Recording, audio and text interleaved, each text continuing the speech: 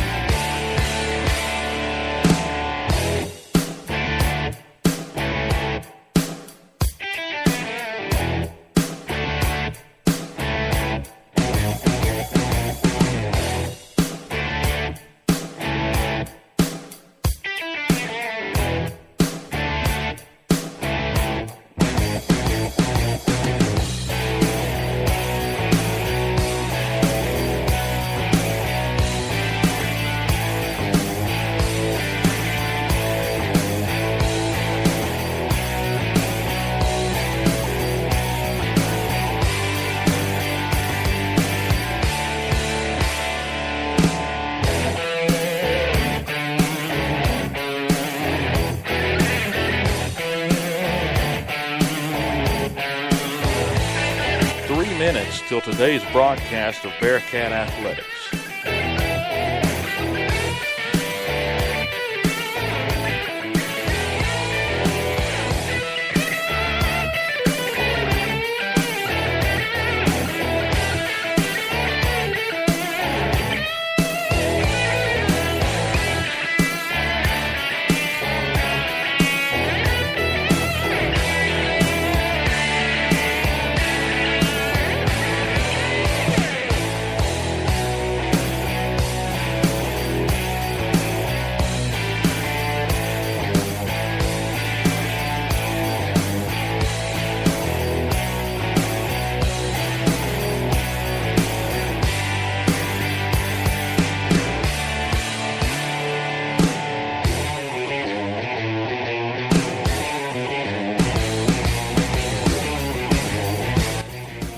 Minutes till airtime.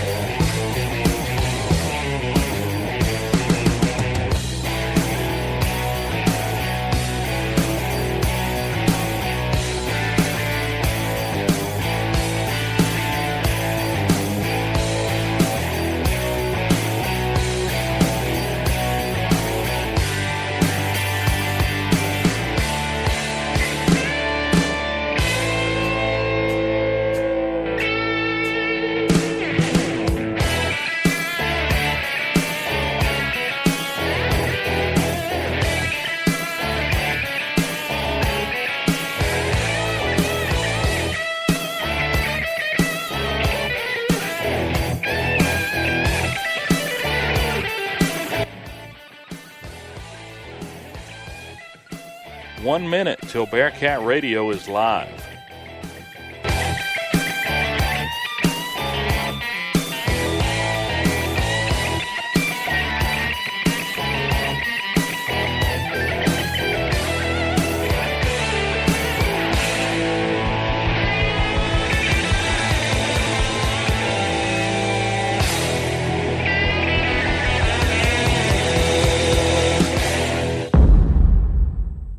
Ten, 9, 8, 7, 6, 5, 4, 3, 2, 1.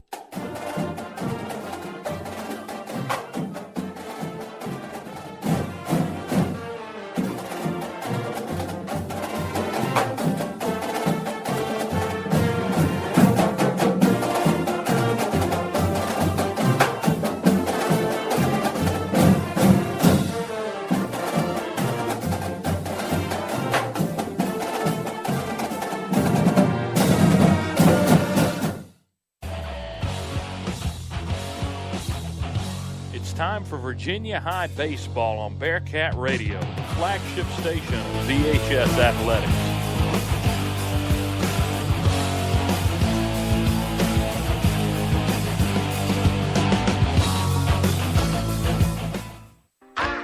You're listening to the Virginia High Bullpen Show on Bearcat Radio, the flagship station of Virginia High Athletics.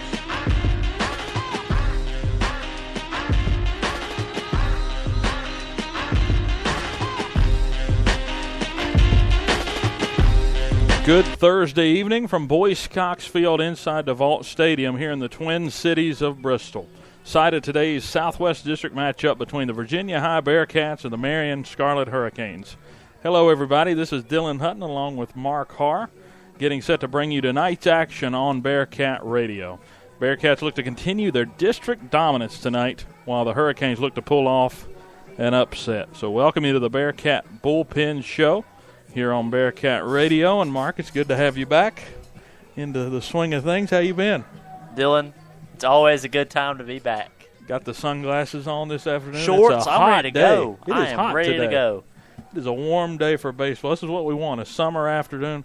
Second straight game that we've had this kind of setting for Virginia High baseball, and couldn't have a better day for it. And we thank you for tuning in. And real quick, let's recap that last game for the Bearcats as the Cats bounced back from a Monday loss to Tennessee High with a 14-1 shellacking of the Graham G-Men here at Boyce Cox Field on Tuesday afternoon.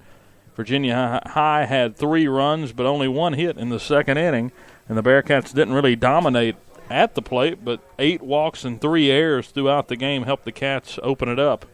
They sent 13 batters to the plate in the 10-run fourth inning that they had, and the Bearcats ended the night with 8 total hits to go with those walks and errors.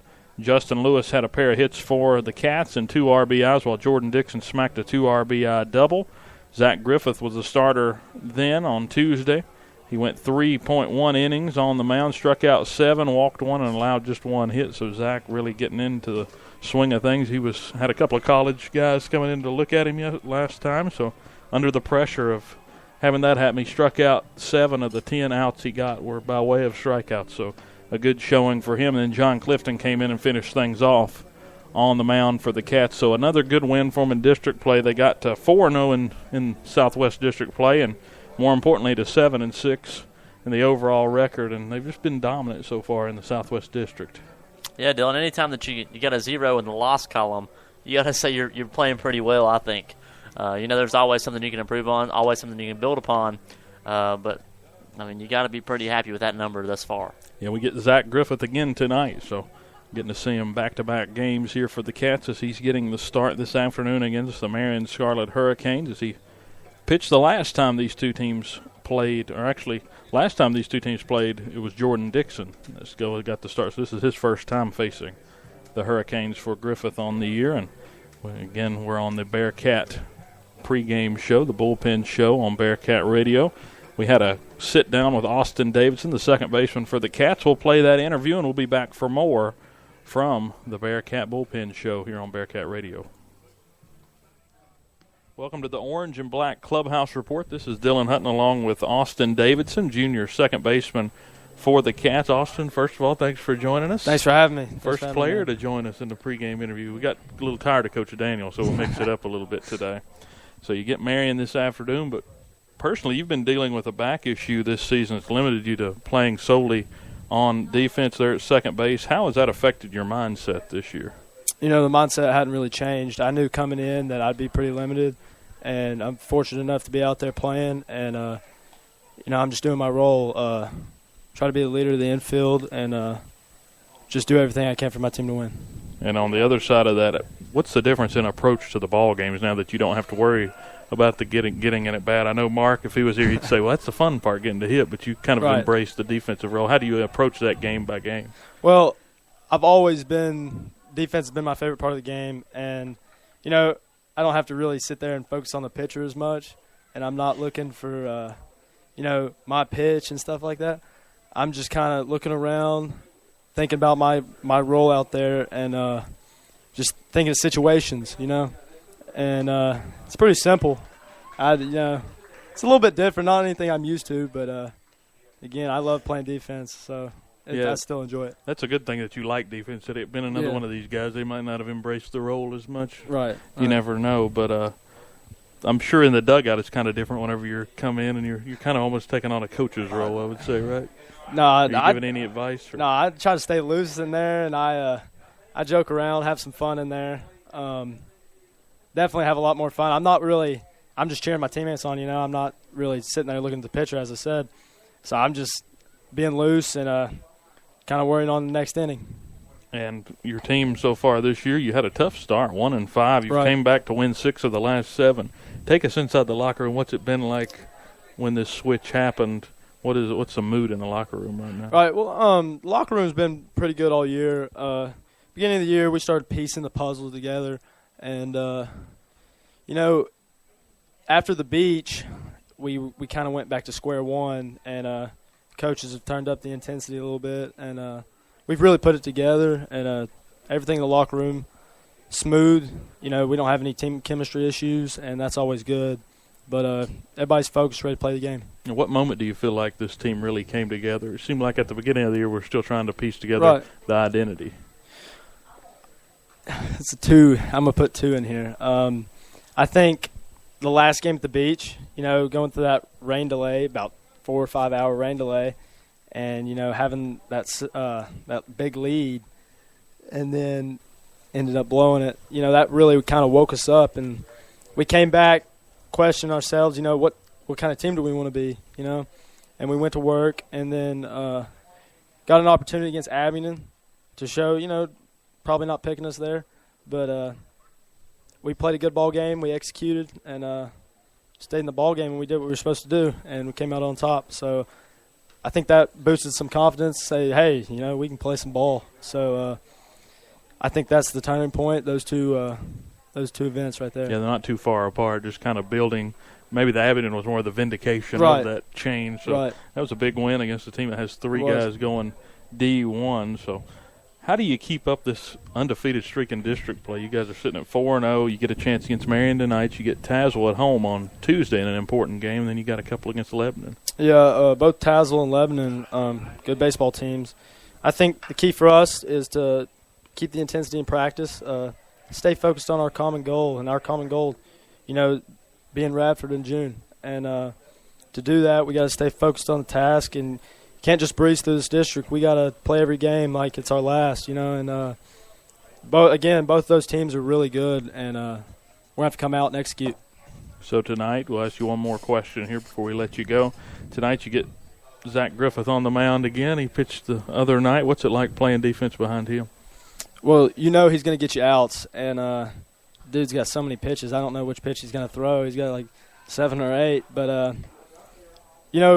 that's another thing. Our pitching, Zach and Jordan both do a great job, as well as Nolan and some others. But folks really, me as a second baseman, and just get some ground balls for us, and we'll make some plays. You like a guy who can just pound the strike zone, that's right, make them put it in play. Well, Austin, thank you for joining us. Thank you. And good luck against the Hurricanes later on. Thank you, Dylan.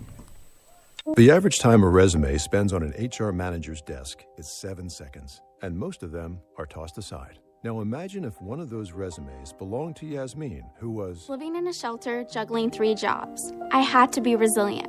That's something that you can't teach. We rely so much on a resume, yet it could never tell the full story of someone who had to be independent and take initiative. And that's how I handle every project I get. Discover new ways to develop great talent at gradsoflife.org. Brought to you by Grads of Life and the Ad Council. Hey y'all, I'm Blake Shelton. I love that country music connects people all over this great nation, but unfortunately, you're listening to the Virginia High Bullpen Show on Bearcat Radio, the flagship station of Virginia High Athletics. Welcome back to Boyce Cox Field. This is Dylan Hutton along with Mark Harr as we get closer to first pitch this afternoon between the Cats and the Hurricanes. The Bearcats taken in and out right now. But let's take a look at the opponent scouting report in the Marion Scarlet Hurricanes out of the Southwest District.